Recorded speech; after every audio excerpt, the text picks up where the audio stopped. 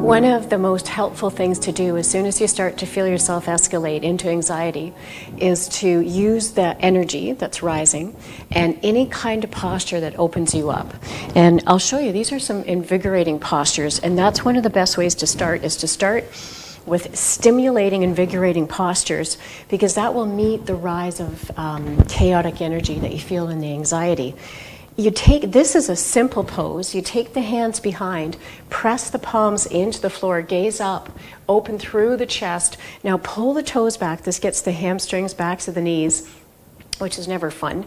And you let the shoulders come forward. You press into the palms, breathe in, gaze up. Now you can see I'm not lifting the chin more than a diagonal, so you're not bringing the head back. And here's the difference. So here's diagonal, and then here's bringing the head back. You can hear the difference in the esophagus, and that might cause strain in the back of the neck.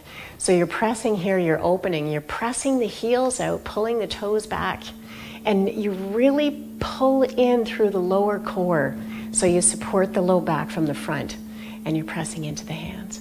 You are breathing here the whole time, in and out through the nose, and then you exhale and release. That's a strong stretch. Now, from there, come into any kind of seated position. It could be with the legs crossed. It could be in a kneeling position. I'm doing legs crossed, and just to kind of give you an idea, after you keep practicing this for 8 years, you might find that your knees come down. So it is worth practicing to open. One of the best poses to help with anxiety is to let's start with the right hand. So I'm going to do the opposite of you to make it easier. Turn the left thumb down, take it behind. Now my hands are going to touch, but that just doesn't matter. You're going to take the elbows up and back, and you're going to look up to the right. Now as the elbow presses back, the eyes lift high, and you can see I'm keeping my chin on a diagonal once again. So I'm breathing in and out through the nose. Now slightly bend over, or a lot, over to the left, and keep the rise of the eyes. Make sure the neck and throat are natural. Take in one more breath. And again, this is an invigorating posture. And then you take that hand down, take that elbow behind, take this hand up, take a lift from the rib cage, gaze up to the left, lengthen from the ribs, breath in, pull up from the rib cage, space in between the ribs and the hips. Feel both sides of the bum bone down evenly. Take an in-breath. Exhale, potentially come over to the right. Mainly keep the elbow pressing back as you look up to that side. We're almost done, so we're really focusing on the breathing. And then you come back down. I really hope you felt that through the side of the body. Now the next pose, brilliant for creating a relaxation response, is to come down onto the floor, adjust your pants, and just take the arms to the side. Now we're going to come into bridge pose. You have your feet hip width apart. You're pressing down into the feet evenly, all four corners of the feet, and then you take an in-breath. Now peel the tailbone up off the floor and keep the shoulders resting back. Feel like you're sending the knees away, and they are apart, and you're pressing on the insides of the feet so that you'll keep the knees tracking straight out. Let me just show you what I mean. So from here, when you press into the feet, the knees do not roll in or one roll out. Make sure that the knees are directly over the heels, or directly in line with the heels, or not over them. And then that will help to keep the knees tracking up, and that'll support the ligaments, as well as give you an even lengthening through the spine, because sometimes we'll be stronger in one leg and we'll tilt to one side. We're always bilateral when it comes to strength and flexibility. And then you're going to come on back down.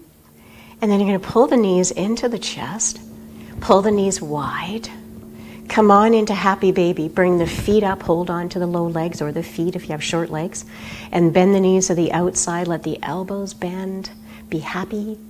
You took the time to breathe and to release and feel the energy that can arise in you. And then you let the heels drop. Now take the arms out to the side and then bend both knees over to the left and press the top right knee away. You can have your gaze to the ceiling. You want to keep that top right knee pressing away so you get in through the IT band. Brilliant stretch for there. And right in through the side of the hip if you're tight there too, like me. And then you breathe in, come on back up. Come on over to the other side. Whoops, I'm too close. Bend over to that right side. You're just keeping the left shoulder dropping back. Press that top left knee away. And then breathe in, come on back up. Now one more time, draw the legs in, have the knees just a tiny bit apart. Cross the right ankle on top of the left. And then hold on to the feet, round and tuck your chin. Lift the chin and the head, upper body, and pull everything in. So you get a stronger stretch in through your low back. And then recross. Take the left leg on top. Breath in and exhale and pull in. Now you can slowly lower. Just let your upper body down. And release the heels to the floor. And completely let go. And you are done. Good. So thanks for joining me. Anytime you start to feel yourself escalate, you go into any kind of movement like that. So if you're at your desk, you can just take the arm up, that's okay, you're allowed to do that at work. Of course, you're at work at home now and during the pandemic, and you're going to take that arm up. So anything that you bring the eyes up, anything you take the shoulders back, anything you draw the ribs up, this will help to give you a fuller breath through the diaphragm, and it will also help to meet any escalation in emotion.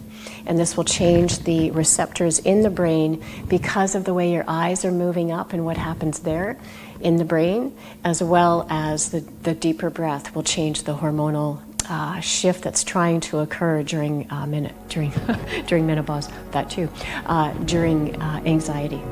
Thanks for joining me.